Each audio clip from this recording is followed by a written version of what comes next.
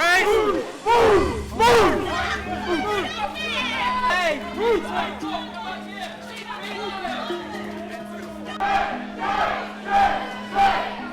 the story the New Zealand government has been selling the world for years, but there's trouble in paradise.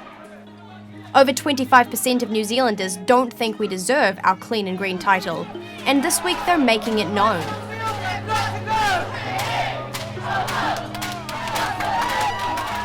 Things came to a head at the annual Petroleum Conference here at TSB Arena this week, with this year's conference being met with a series of protests. I'm here to, protest against big oil and gas.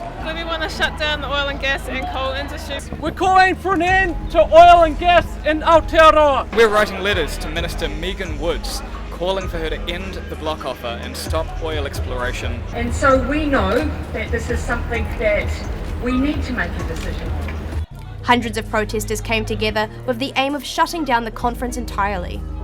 The goal for today was to shut down the oil summit. I know some of them have got through, and so we want to make it as unruly as possible for them so they can't continue to have their big flash meeting in there. It's a debate that's been brewing for decades. So is the New Zealand economy really still fossil fuel dependent? Fossil fuels includes coal, oil and gas. Each of those have different emissions factors, and environmental groups are keen on saying that we can't burn all existing fossil fuels that are out there, but that of course includes coal, which has twice the emissions of gas. One of the lines that PPANs are coming out with is that gas is a transition fuel, and it really isn't. We're losing over half of that gas up into the atmosphere as methane, which is 86 times worse than carbon dioxide. If you're going to burn fossil fuels, then gas is better than oil or coal, but even then you're still releasing carbon dioxide and methane into the atmosphere, so none of those things is good news. If we stopped looking for and producing oil and gas in New Zealand, it's a lose for the economy because of the economic impact of the sector, the jobs, the export revenues, the royalties and taxes, the vibrant regions that it lives in. But this is a very narrow view because increasing climate change causes economic devastation across the spectrum. We already have our first New Zealand climate refugees in Edgecombe and Takaka and other parts of the country. If you look at the cost of going down the path that we're currently on and the cost of what the impacts of climate change are going to mean for us, we don't really have any option but to wean ourselves off our addiction to fossil fuels.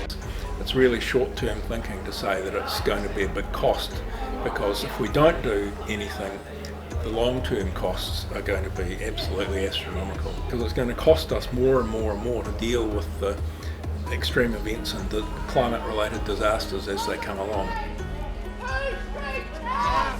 New Zealand represents a very small proportion of the world's emissions, and we would probably still continue to use the products even if we didn't produce them here. If that's the way you want to think about it, you're quite right. New Zealand's emissions of greenhouse gases are a tiny fraction of 1% of the global total.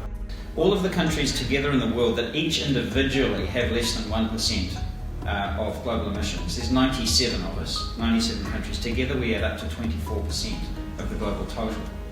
So it doesn't matter in that sense what we do. What does matter though is the symbolism, the leadership we can show. So being small doesn't absolve us of responsibility. While there's no denying it will be a significant challenge, it's not too late to revive New Zealand's clean and green status.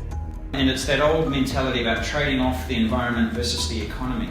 But when you flip that on its head and you say, well, it's not a cost, it's an investment, it becomes, in my belief, the greatest economic opportunity in at least a generation. It can all be framed as an opportunity, making a clean, green economy. New Zealand could set a fantastic example for the rest of the world by becoming completely fossil free, and we can do it in our lifetime. So I really want to see everyone in New Zealand, especially the government and big business, get right behind this and stop polluting the atmosphere.